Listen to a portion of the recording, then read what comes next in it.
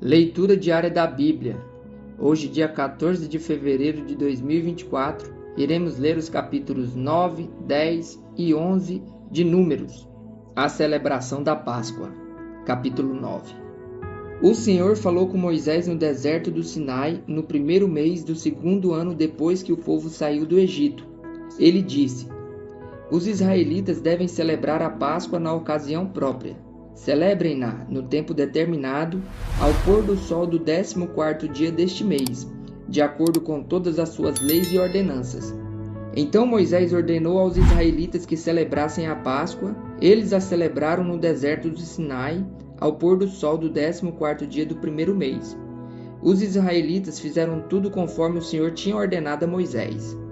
Mas alguns deles não puderam celebrar a Páscoa naquele dia, porque se haviam tornado impuros por terem tocado num cadáver. Por isso, procuraram Moisés e Arão naquele mesmo dia, e disseram a Moisés: Nós nos tornamos impuros por termos tocado num cadáver. Mas, por que deveríamos ser impedidos de apresentar a nossa oferta na ocasião própria, como os demais israelitas? Moisés respondeu-lhes: Esperem até que eu saiba o que o Senhor ordena a respeito de vocês. Então o Senhor disse a Moisés: Diga o seguinte aos israelitas: Quando algum de vocês ou dos seus descendentes se tornar impuro por tocar um cadáver, ou estiver distante por motivo de viagem, ainda assim poderá celebrar a Páscoa do Senhor. Deverão celebrá-la no 14º dia do segundo mês, ao pôr do sol. Comerão cordeiro com pães sem fermento e com ervas amargas. Não deixarão sobrar nada até o amanhecer e não quebrarão nenhum osso do cordeiro. Quando o celebrarem, obedeçam a todas as leis da Páscoa. Se, porém, um homem estiver puro e não estiver distante por motivo de viagem e ainda assim não celebrar a Páscoa, ele será eliminado do meio do seu povo, porque não apresentou a oferta do Senhor na ocasião própria. Ele sofrerá as consequências do seu pecado. Um estrangeiro residente entre vocês que queira celebrar a Páscoa do Senhor deverá fazê-lo de acordo com as leis e ordenanças da Páscoa. Vocês terão as mesmas leis para o estrangeiro e para o natural da terra. A nuvem sobre o tabernáculo. No dia em que foi armado o tabernáculo, a tenda que guarda as tábuas da aliança, a nuvem o cobriu. Desde o entardecer até o amanhecer, a nuvem por cima do tabernáculo tinha a aparência de fogo. Era assim que sempre acontecia. De dia a nuvem o cobria e de noite tinha a aparência de fogo. Sempre que a nuvem se levantava de cima da tenda, os israelitas partiam. No lugar em que a nuvem descia, ali acampavam. Conforme a ordem do Senhor, os israelitas partiam e, conforme a ordem do Senhor, acampavam. Enquanto a nuvem estivesse por cima do tabernáculo, eles permaneciam acampados. Quando a nuvem ficava sobre o tabernáculo por muito tempo, os israelitas cumpriam suas responsabilidades para com o Senhor e não partiam. Às vezes a nuvem ficava sobre o tabernáculo poucos dias, conforme a ordem do Senhor. Eles acampavam e também, conforme a ordem do Senhor, partiam. Outras vezes, a nuvem permanecia somente desde o entardecer até o amanhecer, e quando se levantava pela manhã, eles partiam. De dia ou de noite, sempre que a nuvem se levantava, eles partiam. Quer a nuvem ficasse sobre o tabernáculo 2 dias, quer um mês, quer mais tempo, os israelitas permaneciam no acampamento e não partiam. Mas, quando ela se levantava, partiam. Conforme a ordem do Senhor, acampavam e conforme a ordem do Senhor, partiam. Nesse meio tempo, cumpriam suas responsabilidades para com o Senhor, de acordo com as suas ordens, anunciadas por Moisés. As cornetas de prata. Capítulo 10. O Senhor disse a Moisés: Faça 2 cornetas de prata batida, a fim de usá-las para reunir a comunidade e para dar aos acampamentos o sinal para partirem. Quando as 2 cornetas tocarem, a comunidade inteira se reunirá diante de você à entrada da tenda do encontro. Se apenas uma tocar, os líderes, chefes dos clãs de Israel, se reunirão diante de você. Quando a corneta der um toque de alerta, as tribos acampadas a leste deverão partir. Ao som do segundo toque, os acampamentos do lado sul partirão. O toque de alerta será o sinal para partir. Para reunir a assembleia, faça soar as cornetas. mas não com o mesmo toque. Os filhos de Arão, os sacerdotes, tocarão as cornetas. Este é um decreto perpétuo para vocês e para suas gerações. Quando em sua terra vocês entrarem em guerra contra um adversário que os esteja oprimindo, toque as cornetas, e o Senhor, o Deus de vocês, se lembrará de vocês e os libertará dos seus inimigos. Também em seus dias festivos, nas festas fixas e no primeiro dia de cada mês, vocês deverão tocar as cornetas por ocasião dos seus holocaustos e das suas ofertas de comunhão. E elas serão um memorial em favor de vocês perante o seu Deus. Eu sou o Senhor, o Deus de vocês. Os israelitas partem do Sinai. No 20º dia do segundo mês do segundo ano, a nuvem se levantou de cima do tabernáculo que guarda as tábuas da aliança. Então os israelitas partiram do deserto do Sinai e viajaram por etapas, até que a nuvem pousou no deserto de Parã. Assim partiram pela primeira vez, conforme a ordem do Senhor anunciada por Moisés. Os exércitos do acampamento de Judá partiram primeiro, junto à sua bandeira. Naasson, filho de Aminadab, estava no comando. Natanael, filho de Zuar, comandava os exércitos da tribo de Issacar. E Eliabe, filho de Elon, chefiava os exércitos da tribo de Zebulon. Quando o tabernáculo era desmontado, os gersonitas e os meraritas o carregavam e partiam. Os exércitos do acampamento de Rubem partiram em seguida, junto à sua bandeira. Elisur, filho de Sedeur, estava no comando. Selumiel, filho de Zurizadai, comandava os exércitos da tribo de Simeão, e Eliasaf, filho de Deuel, chefiava os exércitos da tribo de Gade. Então os coatitas partiam carregando as coisas sagradas. Antes que eles chegassem, o tabernáculo já deveria estar armado. Os exércitos do acampamento de Efraim partiam em seguida, junto à sua bandeira. Elisama, filho de Amiúde, estava no comando. Gamaliel, filho de Pedazur, comandava os exércitos da tribo de Manassés, e Abidã, filho de Gideone, os exércitos da tribo de Benjamim. Finalmente partiram os exércitos do acampamento de Dan, junto à sua bandeira, como retaguarda para todos os acampamentos. Aiezer, filho de Amizadai, estava no comando.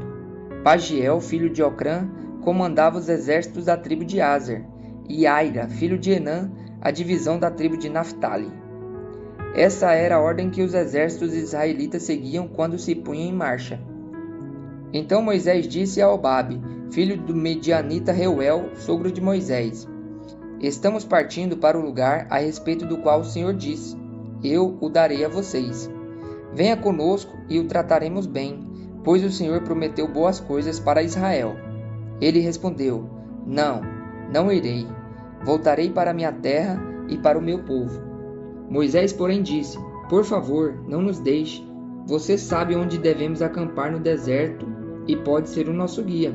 Se vier conosco, partilharemos com você todas as coisas boas que o Senhor nos der. Então eles partiram do monte do Senhor e viajaram 3 dias. A arca da aliança do Senhor foi à frente deles durante aqueles 3 dias para encontrar um lugar para descansarem.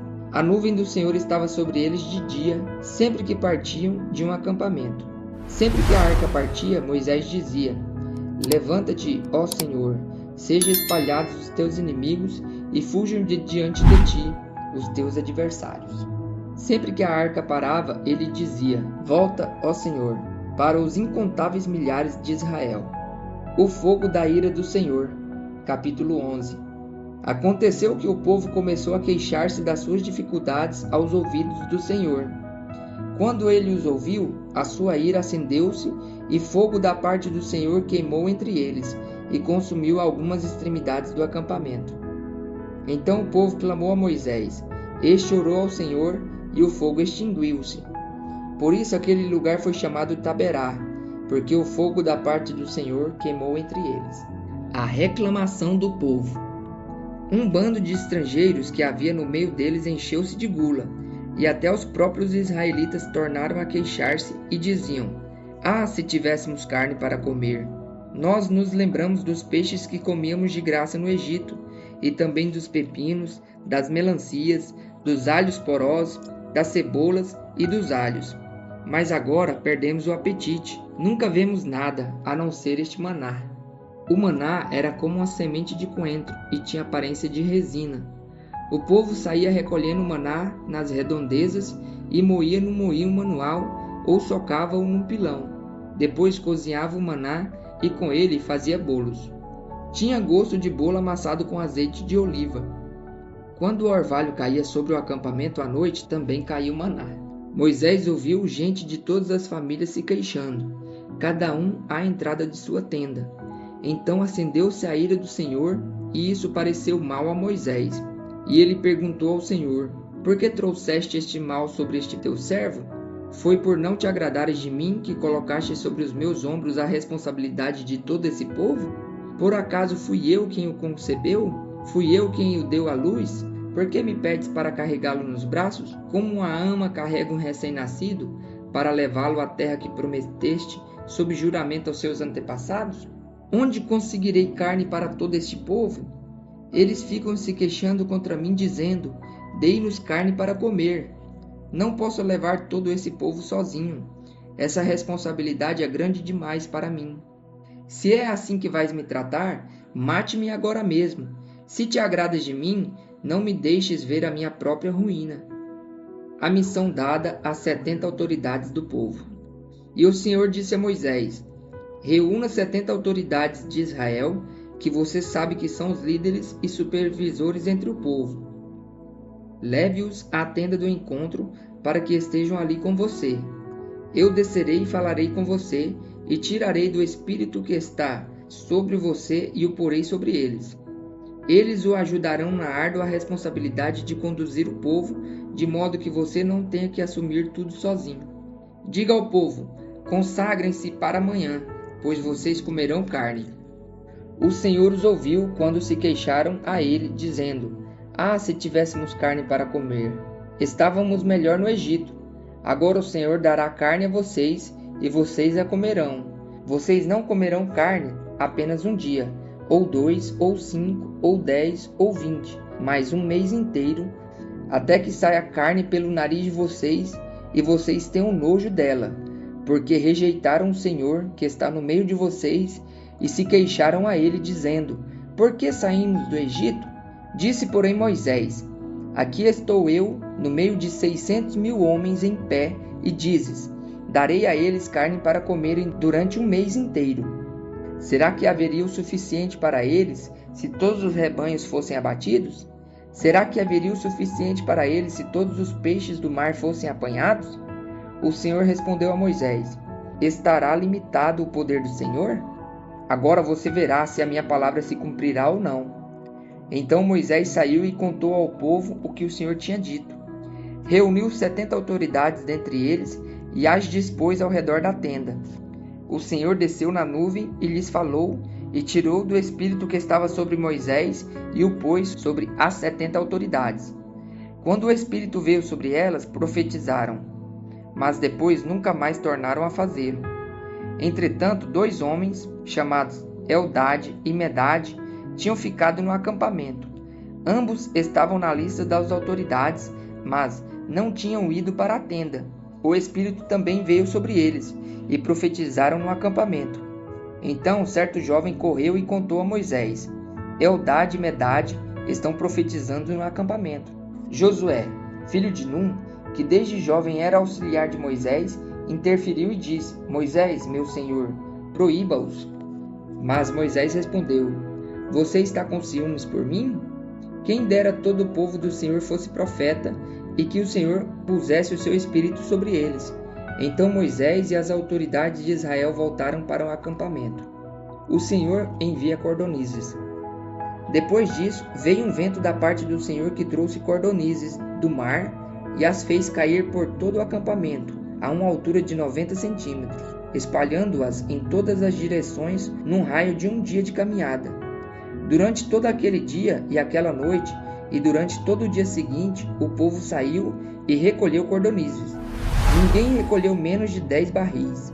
Então eles as estenderam para secar ao redor de todo o acampamento. Mas, enquanto a carne ainda estava entre os seus dentes, e antes que a ingerissem, a ira do Senhor acendeu-se contra o povo, e ele o feriu com uma praga terrível. Por isso o lugar foi chamado Quibrote Ataava, porque ali foram enterrados os que tinham sido dominados pela gula. De Quibrote Ataava, o povo partiu para Azerote e lá ficou.